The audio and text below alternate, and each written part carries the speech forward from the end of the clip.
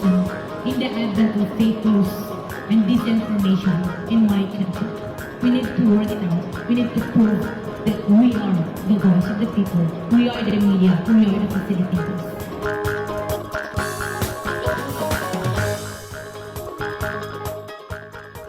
Ania na ang mga balita nga nahagpat sa Newsline Philippines Information Center. Ako si Paul Palacio. Tutok na!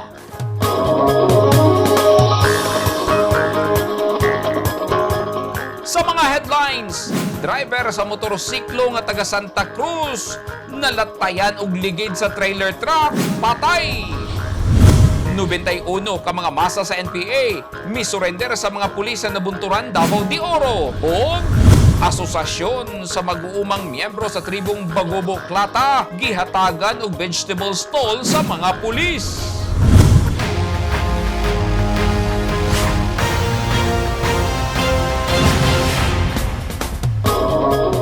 Sa detalye sa atong mga balita, naligsan patay sa trailer truck ang driver sa motorsiklo sa Bangkal Diversion Road, Davao City, kaganihang buntag. Nalatayan sa ligid sa truck ang driver sa motor. Ani ang report. Igo na lang gitabunan sa team sa emergency medical technician sa 911 ang patay nga lawas sa driver sa motorsiklo nga naapa sa kalsada sa Bangkal Diversion Road ning syudad sa Davao. Sumala sa mga nakakita sa insidente. Nagsubay sa highway padulong sa norteng bahin sa syudad ang motorsiklo.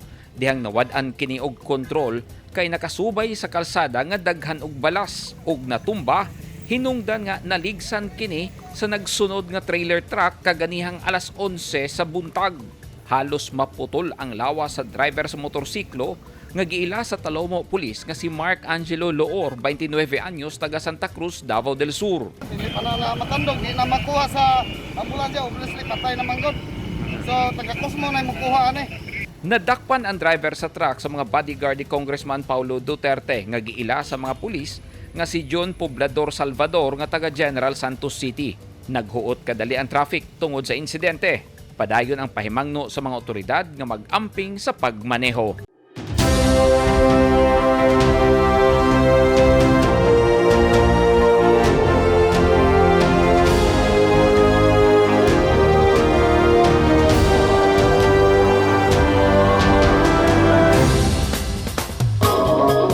This portion is brought to you by Toyota. This portion is brought to you by Rizal Memorial Colleges. Nagpakita na sa ilang interes ang hapit gatos ka mga must pay sa NPA aron mo suporta sa gobyerno pinaagi sa ilang pagtahan sa kaugalingon ngadto sa Police Regional Office 11 na mirmasab ang mga nagsurrender sa Pledge of Commitment nga dili na magpadani og balik sa kalayhukang komunista. Ano ang report ni Eugene Hinutan? Gisunog sa kanhi mga masa sa NPA ang flag sa mga komunistang hutong atol sa mass surrender of CTG-affiliated mass organization ug ceremonial turnover of surrenderers sa Police Provincial Office, Poblasyon Nabunturan, Davao de Oro, pasado alas 10 sa buntag kaganiha Pebrero 15. 91 ka mga kanhi masa sa NPA ang anaa sa aktibidad. Usa-usa sab nga may pirma sa tarpaulin nga dunay panunumpa ng katapatan ng Republika ng Pilipinas isip Pledge of Commitment. Kining Davao de Oro. Sumala ni Police Brigadier General Fillmore Escobar, ang Regional Director sa PNP 11, dunay daghang programa ang gobyerno alang sa ilang reintegration sa ilang komunidad. We are partnering with the local government unit para sa kanilang reintegration. Kini siya nanay programa ang LGU. Nanay una na nagbalik kasi there are around mga 200 plus na membro aning na masupa, ang 81, mga 80 plus, nawala sa impluwensya nila kay na naggato na sa army. So kining alaing grupo 91 mo ni ang sa PNP po nag-approach. So mo ni among ginatabangan sila. Tumong niini nga mahimo silang partner sa mga proyekto ug hinabang nga hatag sa gobyerno. Dugang ni Police Brigadier General Escobar, andam na usab ang panginabuyan alang kanila gikan sa probinsyal nga panggamahanan sa Davao de Oro. Naglaom usab si Escobar nga pinaagi niini mas daghan pa ang ilang maawhag nga naa pa sa kaliyukan nga mobalik ngadto sa gobyerno. We are expecting that dili lang tong armado, pati tong mga underground mass organizations nasa area sila ng providing support kanang providing financial support and then intelligence support o logistics. Mao ni sila sa mga influensyadong organization. Gigamit nila kami. Usa si Boy Barrios, ang presidente sa nagkahiusang mamumuo sa Soyapa Farms kuna Masofa sa 91 ka mga surrenderi nga wala nagduha-duha nga mutahan sa iyang kaugalingon sanglit nakita nila ang tumong sa gobyerno ngadto kanila ingon man sa komunidad. Amo pong nakita nga ginahinay-hinay mi nila og training, ginahinay-hinay mi nag-seminar nga mao gid ay tinuod. Muna nga sa pagkatinuod sulod sa 17 anyos nga akong pag-chairman sa Namasopa, akong nauna-una nga mag-surrender gid mi kay para nga maglinaw ang among kinabuhi. Mapasalamaton usab si Barrios sa gobyerno nga andam midawat nila sa ilang pagbalik sa sabakan. Una na human ang seremonya, gidawat sa mga benepisyaryo ang hinabang gikan sa probinsyal nga panggamahanan sa Davao de Oro. 3,000 pesos nga cash assistance ang nadawat sa matag usa, ingon man food packs nga dunay sulod nga bugas ug dilata. Tingho sab sa PNP 11 nga makabot ang insurgency free sa matag probinsya. Kahinumduman, daan nang miingon si Pangulong Rodrigo Duterte paningkamutan sa iyang administrasyon mapakgang ug tapuson ang insurhensiya sa nasud una mahuman ang iyang termino karong tuig. Eugene Hinutan, Newsline Philippines Davao Region. Stay safe. Padayon ang paghatag og suporta sa mga pulis ubos sa revitalized Pulis sa Barangay Cluster 5 sa mga miyembro sa tribo sa Kalinan ug Baguio District sa Davao City. Niadtong Sabado, gi-turn over sa RPSB Cluster 5 ang vegetable stall sa Kadalian IP Farmers Association kon SIPFA. Anyang report. Giagi sa sayaw ang kalipay ug pagpasalamat sa mga miyembro sa Kadalian IP Farmers Association kon SIPFA human giturn over kanila ang vegetable stall sa mga pulis nga miyembro sa RPSB Cluster 5 niadtong Sabado. Sumala ni Police Lieutenant Rizalito Clapis III pag-uma ang sagad nga panginabuhian sa mga residente sa Barangay Kadalian, busa gipangitaan nila og paagi aron dunay dugang kita ang matag pamilya nga miyembro sa tribo.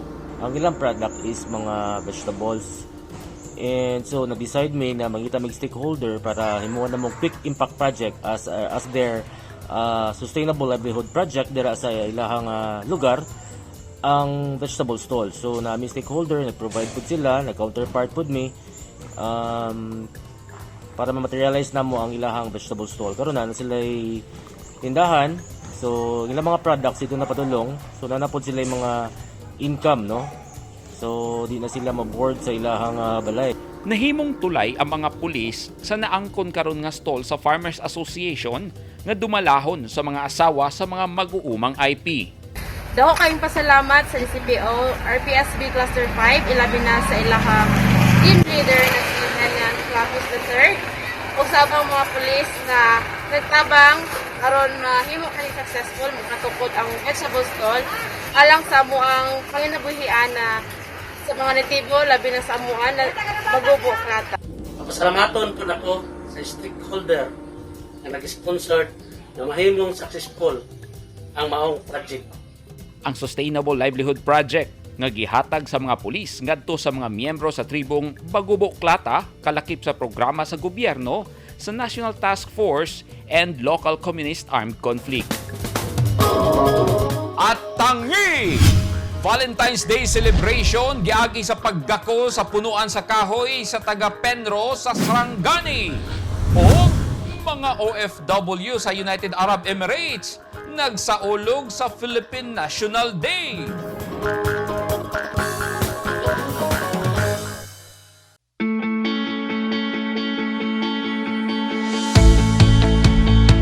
Gusto ba mo og barato ug orihinal nga mga construction supply? Sa kadaghan sa imong pilian, all-in-one ang imong pagpamalit. Tara na sa 3M1 ug T-Square Lumber and Construction Supply. Nahimutang sa daang Hardika, Lanao ug Dayo Street, Kidapawan City. Naging mapaghamon ng taong 2020 sa bawat Pilipino at sa Philippine Charity Sweepstakes Office. Nakapanlulumo at nakapanghihina, ngunit hindi tayo kapwa susuko. Mula noon, ngayon at sa hinaharap, asahang makakasama ninyo ang PCSO sa pagbangon ng Pilipino sa anumang pagsubok.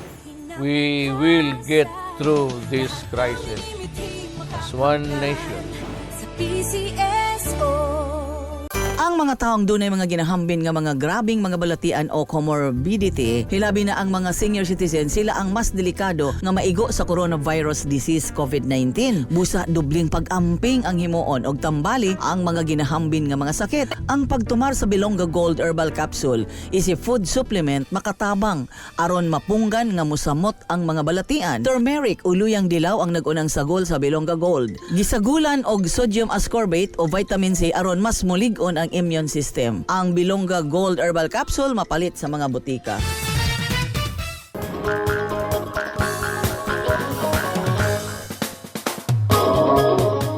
Kung uso ang rosa sa Valentine's Day, adunay pinasahing pagsaulog ang taga-Provincial Environment and Natural Resources sa Sarangani sa adlaw sa mga kasing-kasing. Unsa ka kini? Anyang report ni Eugene Hinutan.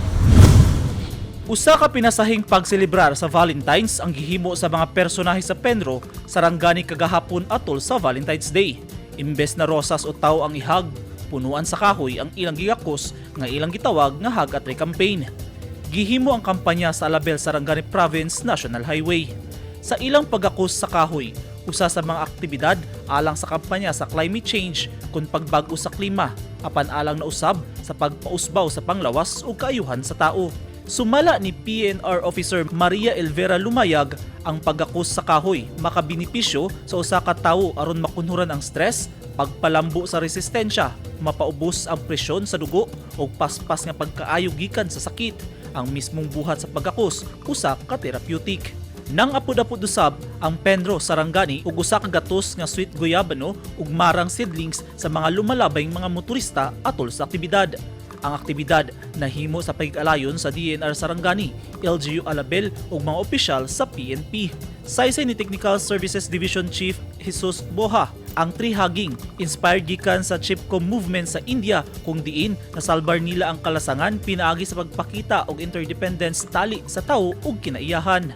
Eugene Hinutan, Newsline Philippines. Stay safe.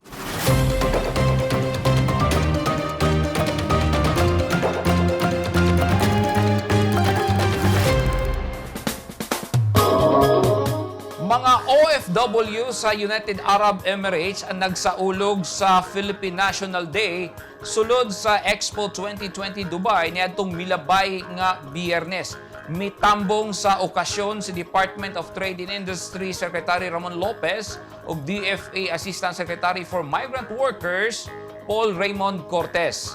Ani ang report ni UAE News Bureau Chief Henry Abenis Makahilo. Libo-libo ka mga OFWs ang midagsa sa Expo 2020 Dubai ni adtong milabay nga Biyernes para sa Philippine National Day celebration. Nagsilbing usa ka fiesta ang atmosphere sulod sa Philippine Pavilion nga ginganlan og bangkota o coral reef. Diin gipasundayag ang Philippine Food Festival nga giapilan sa mga sikat nga Filipino restaurants o cafes sa UAE. Nianang adlaw usab gipahigayon ang flag raising and welcoming ceremonies sa Al Wasl Dome diin giabi-abi ni UAE Minister of State Ahmed Ali Al-Sayeg ang mga delegado gikan sa Pilipinas nga gipangunahan ni DTI Secretary Ramon Lopez ug DFA Assistant Secretary for OFWs Paul Raymond Cortez. The relationship between the UAE and the Philippines, which was established in the early 70s, is a strong one based on shared visions and mutual respect.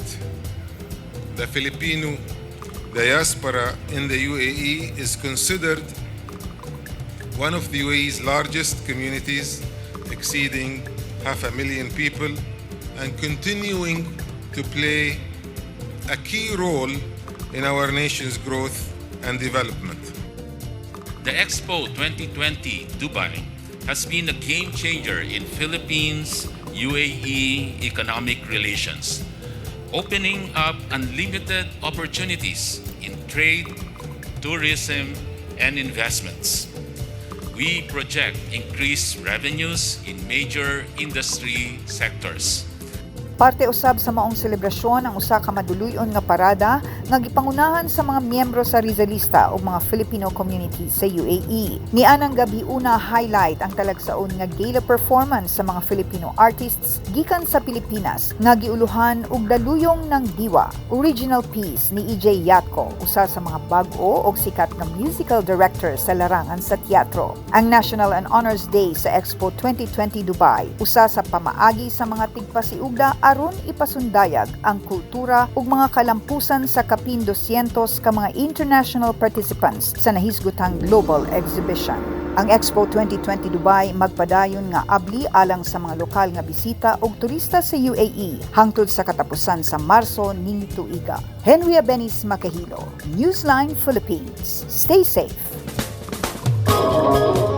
Bag-o na ang direktor sa Davao City Police. Gihulipan na si City Director Police Colonel Kirby John Craft atol sa turnover of command ceremony kagahapong adlaw Valentine's Day sa DCPO main building. Mihulip kang Colonel Craft si Police Colonel Alberto Lupas, ang kasamtangang chief sa Regional Investigation and Detection Management Division sa PRO 11 nga kanhi PNP Provincial Director sa Davao del Sur. Guest of honor sa ceremony si Davao City Mayor Sara Duterte Carpio nga hatag sa iyang mensahe via Zoom. Gipasalig ni Lupas nga ipadayon niya ang maayong programa nga nasugdan ni Police Colonel Craft.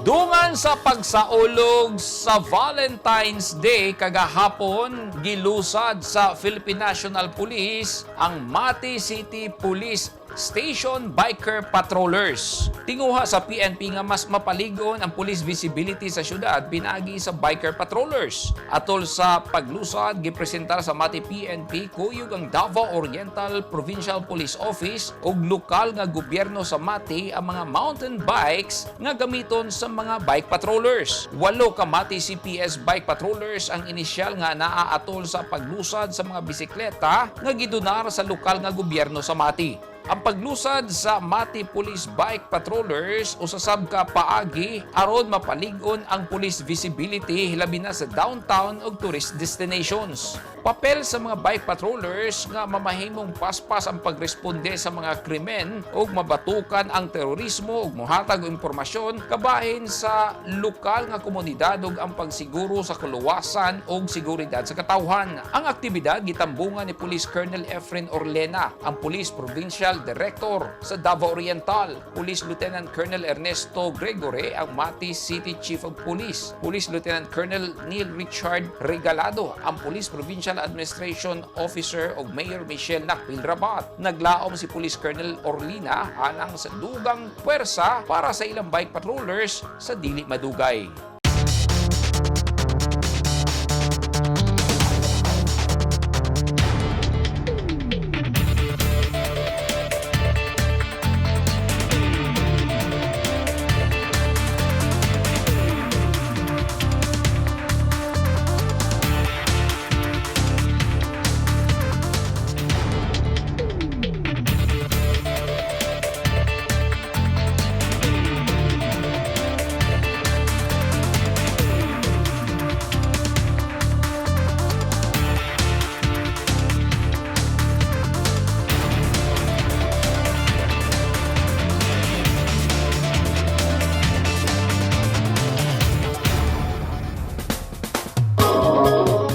Kadto naghingpit sa mga balita nga nahagpat sa Newsline Philippines Information Center. Alang sa dugang balita, bisitaha ang website nga www.newsline.ph. Sa Facebook page, Instagram, newsline.ph ug sa Twitter, newsline.ph. Kung aduna mo'y mga balita o impormasyon sa inyong tagsa-tagsa ka mga lugar sama sa sunog ug baha, mamahimo ka na ninyong i-share pinagi sa Newsline Messenger. Makita usab ninyo sa Channel 49 ug Channel 50 sa NCTV and Cable TV sa North Cotabato o sa YouTube channel sa Newsline Philippines o sa app nga TikTok. Ako si Paul Palacio. Daghang salamat and stay safe!